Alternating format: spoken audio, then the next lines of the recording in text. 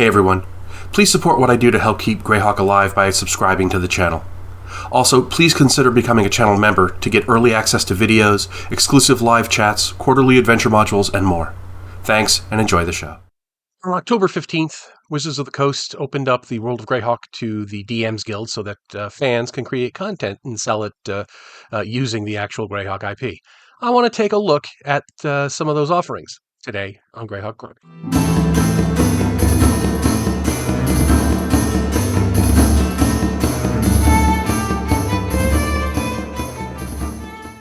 So one of the things that I've been meaning to do now that Greyhawk is available for people on DM's Guild to publish for is to do kind of a retrospective every month to show off some of the things that the fan community have put up there. Because despite appearances sometimes, this channel is not about promoting me; it's about promoting the world of Greyhawk. And I think one of the best ways to do that is to showcase some of the things that other fans, as well as myself, have been publishing up there, so that people can can get a chance to to see what's out there. So my intention is to do this monthly, depending on the volume. It might come more frequently or less frequently, but we'll see how that goes. But for now, here's what the fan community created in October of 2024. So first up, we have my own book because it's my channel and I can go out of order if I want. That is the Greyhawk Campaign Guide. It is available as a PDF for $14.95, soon to be in print. And if you do get the PDF, you'll get a discount if you decide to get the print version as well. It has no AI art. It does have um, uh, interior digital bookmarks. So it's got the using the PDF system.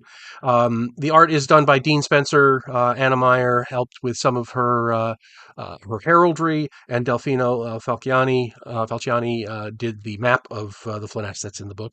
This is intended to be a supplement for the game master who wants to run a game in Greyhawk. It gives an overview of the geography, the history. It gives detailed descriptions of all the different nations and geographical features and so forth. It's got an overview of the weather and the calendar. It's got a historical timeline. It's got facts about the cosmology and gray space, the crystal sphere in which the world of Oerth resides. And like I say, there's a map. It's for fifth edition. Everything on DM's Guild is for fifth edition. It's basically my way of letting DMs, you've bought the DM's guide, Greyhawk looks cool, you want to run a game in it, you can use this, and this will give you what you need. It's sort of like the gold box. Contains some original material. It collects a lot of material from different sources. So it's not just it's not just a regurgitation of what's in the gold box. But there is enough in there that I think it'll be very useful for a game master. Like I said, it's $14.95, and if you check it out, I would appreciate it. Now, first out of the gate, he beat me by a couple of days. Is Stuart Kerrigan, who, along with Paul Luby and Paul, I'm going to butcher this name. I apologize. Jerdezka, put together the Knights of Doom, a Greyhawk journal. This is a 5-page PDF. It does not have interior bookmarks. It is basically about the demonic Knights of Doom, which first appeared in Dragon Magazine, written by in an article on Greyhawk written by Rob Kuntz. It gives a little background on the knights. It gives stat blocks for them as creatures, a little history in terms of the famous units that are commanded by them, the military units of the Great Kingdom. It's a neat little thing. It does have art, and the art is not. The artists are not listed on the DM's Guild page. However, in the document itself, it credits the art to Midjourney and Adobe Stock Art. So, take that as you will. Some people don't like AI art. Some people don't care. Just, just getting it out there. It's a neat little thing. If I do run into, if I do run a game in the Great Kingdom, and the Knights of Doom are in there, I'm definitely going to use this. So it does have practicality if you're gonna be there. So I like it. Next up, we have on October 26th, William Dvorak, who is well known to the Greyhawk fan community, published the Warlocks of Greyhawk. It is a 63-page PDF. It does not, in fact, have bookmarks internal. It is $9.99, which is a great price for what you get. It's basically a bunch of Warlock uh, uh, patrons. And a lot of the names that you'll find here, Azor Alk, Heward, Keatum, Kurov, Caius, Merlin, Rex Fellis. There's a lot more than just that, but I'm just highlighting a few that you'll recognize. Blastry, Zagig, of course. They're all available now as patrons for Warlock characters in 5th edition, which is a great idea. I've done something similar in a book that's about to come out, but not nearly as um, comprehensive as William did. It's got art by Philippe Faria, I think it is, and it is black and white, which is interesting. It doesn't follow the regular convention of that you'll find for a lot of 5e. A lot of 5e stuff, has the parchment background and color interiors and stuff. And nothing says you have to do it that way. Like I said, I'm just laying things out there. This is definitely worth getting. If for no other reason, then it does give you what, like 2 dozen, 1, 2, 3, 4, 5, 6, 7, 8, 9, 10, 11, 12. Yeah, about 2 dozen different patrons for Warlock. So right there, it's great. It's got some neat background for each one. And of course, it gives the spells and the powers that you get when having that as your patron and so forth. So it follows the standard 5e conventions when it comes to that sort of thing. But definitely, I would recommend this one for your Warlock characters. It's good stuff. Next up, we have Treasures from Oerth by Marco Giulio Fossati and La Costa Nel Dungeon something. I don't know. This is basically he has gone through a whole bunch of different sources in Greyhawk and picked out all of the unique magic items that are in those things and has converted them to 5e, which is a great idea. It's a great project. I've done a little something along those lines. He's done it much more comprehensively than I did. Um, he even gives a bibliography, which is very, very cool. Castle Greyhawk, Expedition to the Ruins of Greyhawk, Fate of Istis, Forgotten Temple of Tharizdun. I mean, he's covered a lot of ground with these things, so it's that right there is really cool. It's 47 pages long, color interior, does not have bookmarks. It does have a thing about the art, however, because the art was. It does have an art disclaimer in here. The art of this product has been made through the help of an AI. No artist has ever missed out on making money simply because it's not profitable. But okay, I don't want to get into the um, I don't want to get into the philosophy of this, but I just it's important to some people, so I pointed out. Um, it's the art is credited to Marco Fossati through Night Cafe, then refined by La Cosa and El Dungeon. But in terms of the material itself, it is really, really awesome stuff. He's got one or two. He's got 2 or 3 per page. He's got like the bear cloak of the Sulhout Mountains and the Bitsalite Wand of Peace. Those are things out of the old Greyhawk Adventures book. He's got Ullman stuff, the Cap of Reason. I mean, there's just a lot of really cool stuff, that is specific to Greyhawk out of a bunch of different sources. I don't even pretend to know how many are in here. I have not counted, but it is 47 pages long. Price is $9.90, so it's very nice price point. That's I don't like spending more than $15 on a PDF myself unless it is something really extraordinary and really huge. So this is right in the zone. It's good stuff. It's all stuff taken from existing sources and 5e-ified, which is great. So it's definitely worth checking out. It gives a little bit of lore here and there where it was in the original. So definitely worth checking out if you're into the magic items. Next up, we've got the 3 Orcs side quest supplement for T1 Village of Hommlet. This is, as the name implies, it's a bunch of side quests that you can use to flesh out if you're running Village of Hommlet up through Temple of Elemental Evil. It is 38 pages long, costs $10. It's a color PDF with black and white and color illustrations. Illustrations are credited to Three Orcs. Three Orcs, of course, run a great Greyhawk channel here on YouTube. We'll definitely encourage you to seek it out. It's a neat collection of stuff. It really is. There's a lot in here to to flesh things out. It's got clearing out the Darkwood Grove, helping the tailor, a bunch of different things. But let's see, 1, 2, 3, 4, 5, 6, 7, 8, 9, 10, 11, about a dozen side quests, which is really cool. There's a Temple of Air outpost. There's all kinds of cool stuff, and something like this is really useful when you are bumping up your player characters, right? So if the player characters have finished the mode house, they're not quite high enough level yet to hit the temple. You can dangle some of these side quests in front of them, give them some XP, get them buffed up and ready to go into the temple itself. So definitely encourage you to get this if you're running Temple of Elemental Evil in 5e. It looks like it's this. It's not. Doesn't cover the same ground as the Goodman Games Temple of Elemental Evil 5e book that came out a while ago, which I believe is out of print now.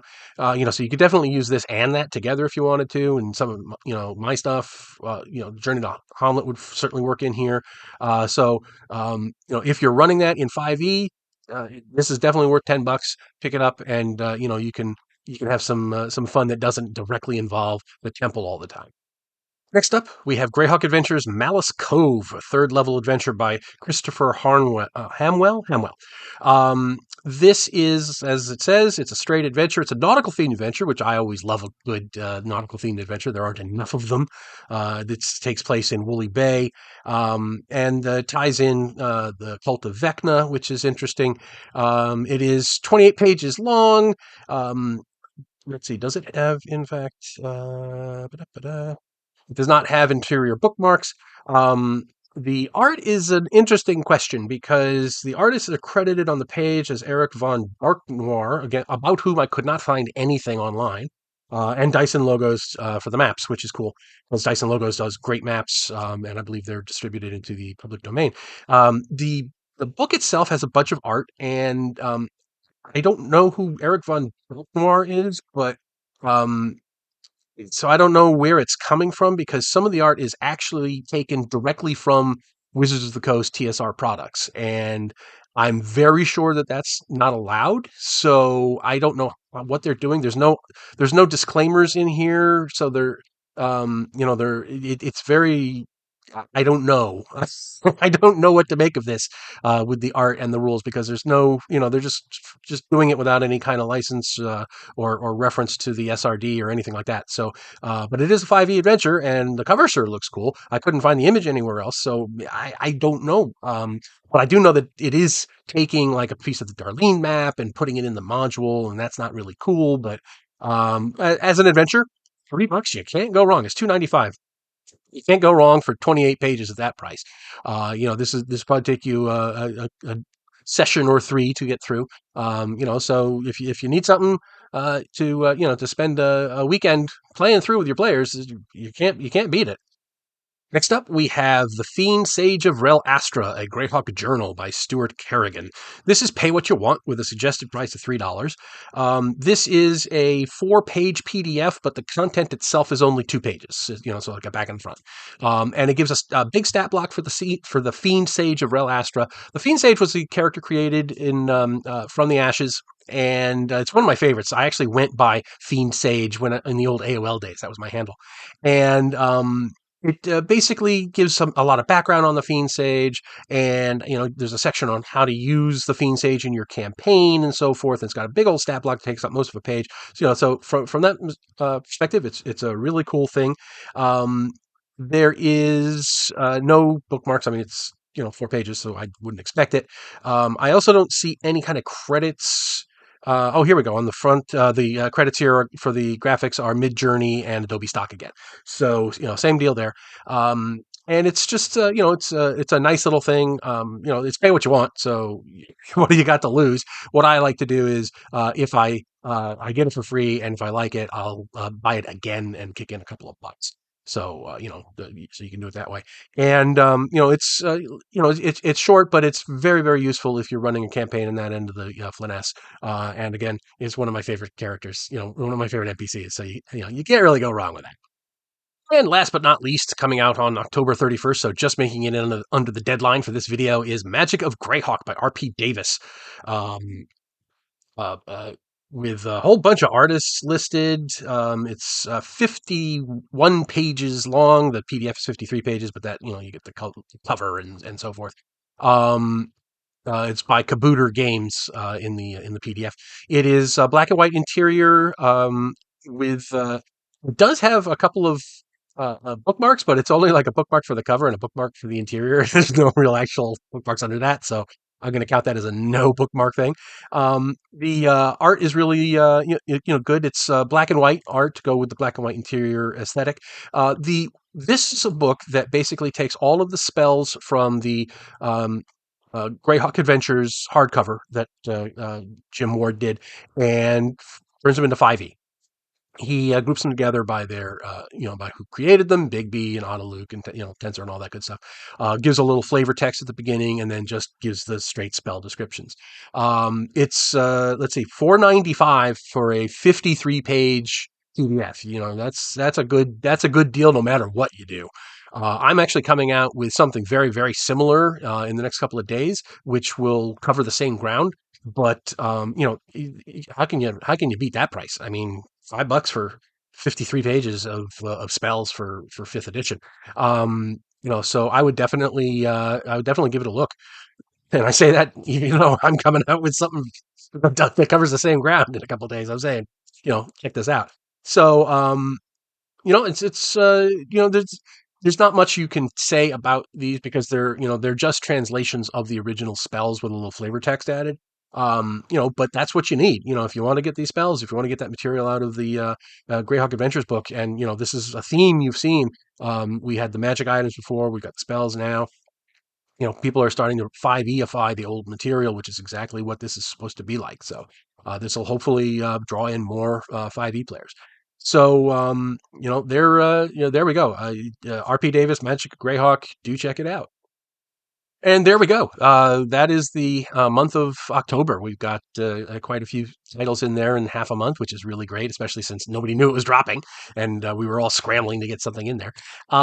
So I'm very pleased to see how the community is going with this. Hopefully, this will bring in some new blood, and that's what we want. We want people to know how cool Greyhawk is. Now, you will note that there are things that are tagged as Greyhawk on DM's Guild that I did not cover today. That's because some people tend to just use the tags indiscriminately. If it's a generic adventure, they want to tag it in as many places as they can, so it'll show up in more searches and stuff like that. I did not include those things. I did not include the generic stuff. But do go on DM's Guild. You'll be able to, on the left, there's a drop down for setting, and you can just choose Greyhawk, and you can see the whole list. Hey, there we go. Way to go, Greyhawk fan community, and I look forward to doing this again at the end of November. Thanks for watching today's video. Please remember to hit the like button and subscribe to the channel. Below you'll find links to my Patreon, which helps make these videos possible. You'll also find the web store where you can buy my books, and my blog where you'll find all sorts of free downloads and other articles. Thanks, and have a great day.